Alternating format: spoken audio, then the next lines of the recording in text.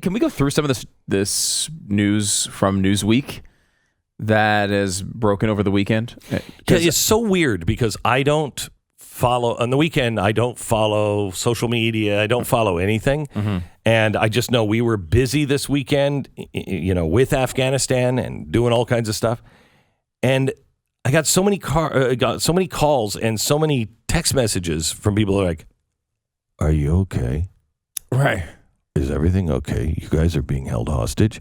One person wrote to my wife and said, I hear Glenn has been taken by the Taliban. And she responded, "One could only hope." She does not like you. Oh, yeah. She's over that. She's over that whole thing. But so there was a big story that came out in Newsweek, and it's something that tons of people in this audience are involved in, because these are the people who have funded all of these rescue missions in Afghanistan to try to get Americans and Christians and other groups out of the country so they don't get murdered by the Taliban. This minor mission that the show seems to be involved in. I have something really important to share after he stops babbling. I have something really important to share about this, about your role in this. Not you, Stu. You had nothing to do with it. I'm definitely not hoping the Taliban comes and captures you. Right. I happen to be on the same team as Team Tanya, on you being captured by the Taliban. Right. Just in case anyone was wondering. Yeah. Okay. Good. Thank you. Mm-hmm. So the Taliban holds up Glenn Beck's group's planes. At least 100 Americans among passengers. Okay, so you want me to take this line by line? Let's go line by line on this. Okay.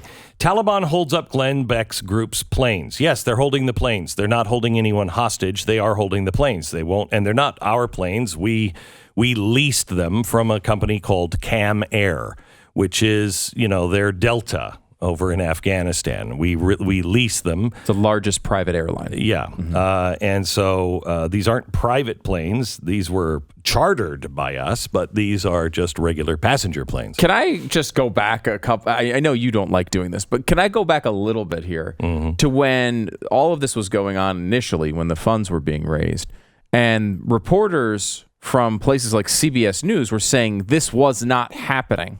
Just full out saying that you were not actually rescuing people. Oh, have you seen Snopes on this? No, haven't seen I saw Snopes. Somebody sent me Snopes last night, and I'm like, and they said, we can't confirm or deny if any of this is happening. Okay. Glenn Beck says it's happening. Okay. He says he's renting these planes. He says he's raised $22 million. No, I say $35 million now. And it wasn't me, it was the audience. So give credit where credit is due. Yes. And they also, though, were saying this wasn't happening because how could you possibly rescue thousands of people when you're flying them in and out 6 at a time in a private jet? That was my favorite. Yeah, that was my favorite. Okay, Glenn Beck taking private jets. Yeah. Who are ridiculous. I was going to say thousands of people. There are only six seats on those private planes. Right. So the Cam Air is a full... It's 730 Boeing 737s and Airbus 340s. Big. They're big. They're big. They're big. The big planes you see in the sky near airports. Yes. These are they. At least 100 Americans are among the passengers. Yes, and I would just say at least. I know how many people are on. I've been asked not to give any numbers of any shape or form because the people who are actually doing all of the work have just said, shut your fat mouth on numbers. And I'm like, okay. So can I ask for a little point of clarification here? Yeah. When this started, your pitch on this was always to help whoever was in need, that was vetted and safe to remove from the country, that was in danger of dying. I mean, that's how I took it. My first pitch was to save the Christians because I assumed the United States government would be taking care of everyone else. Oh, that was my question because I don't remember as a priority necessarily. We always would obviously help any Americans that would be involved in this, but like, how did the Nazarene Fund... They stopped flying what are called gray tails. They're the C-141s. Right. Okay. And we put some Christians and others on gray tails. Okay, when those things were flying, if we didn't have a plane and the State Department would allow us, we'd say, go there. They're going to take off soon. Just get on that plane. And so they would take gray tails, and then they would land, and we would sort them out. And we go, okay, guys, you're with us. You're over here. Okay, but once they stopped flying, there was no one getting on, and we didn't get a lot of people on gray tails. We did most of the heavy lifting here. But once they stop, they have nothing. They have nothing. They have no assets. You want to get out, you have to come through people like us. Now, there's lots of organizations. I want to make sure that everyone gets their credit because I have a big mouth. And so we're Breaking getting news, everybody. We're getting too much credit. Others are doing astounding things as well. Although, I don't know that you want credit right now. We don't. At no, some we don't. point in the That's future, why it'd be nice that the audience was acknowledged for what they've done here. That's why they keep calling me and say, "Shut your fat mouth." But this is okay to go through because yes, I went through all of this line by line with the Nazarene Fund. Okay. I know exactly what I can say and not. Okay, so there are 6 private charter planes seeking to evacuate these people. Are all of these planes Nazarene Fund related planes, or are there other groups? So I don't know what Newsweek means by this. I just know that we have 4 that were on the tarmac, that this was last Tuesday, that were ready to go, and the State Department shut it down. They wouldn't give us clearance. And then the Taliban, they gave the manifest to the Taliban. Here are these people. Do you know who they are? Because we're not sure who they are. Maybe you should look at their passports and all their paperwork. Could it be, though, that they saw something that alarmed them? Maybe there was somebody on the flight they thought was bad. Everything goes through OFAC, which is the government agency to make sure that nothing like that happens. So we vet everyone, and then we send it to OFAC, and they look at it. Is there anyone on the list that shouldn't be flying, that shouldn't be coming over? They send it back. They say, nope, green light.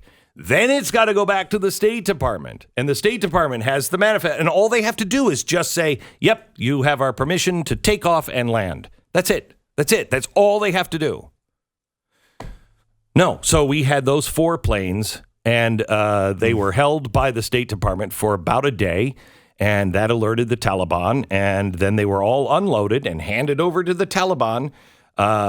Many of them, I don't know how many are still around. I hope every single one.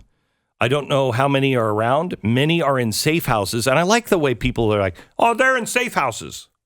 Oh, yeah, like safe houses are just like a dime a dozen. It's like, oh, you're in the safe house neighborhood over here. 7th floor, Holiday Inn. Those are safe rooms. That's not the way it happens. It's a gated community. They're fine. It's not, a golf course. It's going to be great. It's not like that at all. Okay. And some of them are in those. Others, we don't know where they went.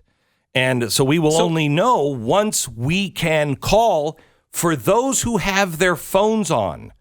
Because China and Russia are helping them track people. So now they have their paperwork, so they know who they are. They know the name. All they have to do is just track the phones. So walk me through the timeline here. These people are told, okay, you're going to come here and to get on these planes. They get to the airport. Get all their paperwork is all set up. They get on the planes initially. Yes. They get on the planes. They're sitting on the planes, ready to take off. Then the State Department basically delays it long enough that the Taliban notices.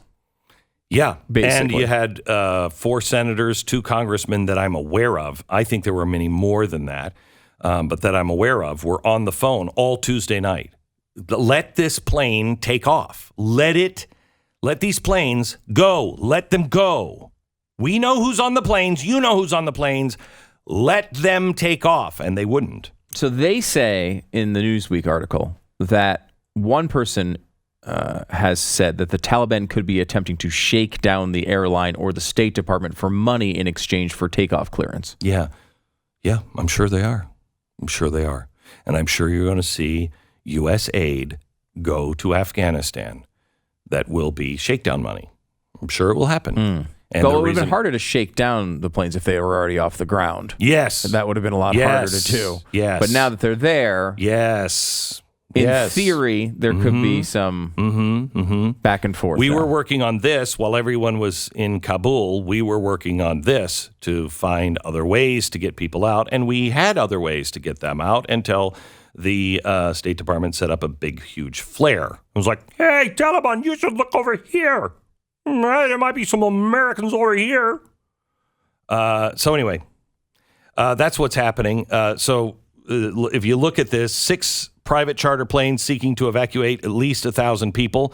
That number is higher than that, and it's on 4 planes. Although, if I may look quickly at my notes on things I can and cannot say. This is so hard to do. I know. We are taking every precaution we can to make sure we're transporting people the safest and most responsible way. Boy, that's a story in and of itself in that sentence. There are other planes. We are ready to fill the planes that are sitting in Mazar with American citizens, green card holders, SIV holders, P1, P2 holders, and other endangered Afghans. We currently have 4 planes paid for and ready to go. Working with Cam Air, we have the ability to quickly fill and fly out another 8 to 10 planes. We've had this ability for a week. A week. We've had this ability, and we are sitting, waiting for the State Department. Is there more? Yeah, no, there's definitely more. They talk about the cost of the flights. I mean, they go into a lot of detail in the article. Yeah, and we thank them for that. Yeah, I was going to say, it doesn't seem helpful. The Nazarene Fund, I believe, talked to Newsweek and asked them, please don't print that, please don't print that, please don't print that. But Newsweek went ahead and did it. And boy, those people in Afghanistan, they're grateful. They're grateful.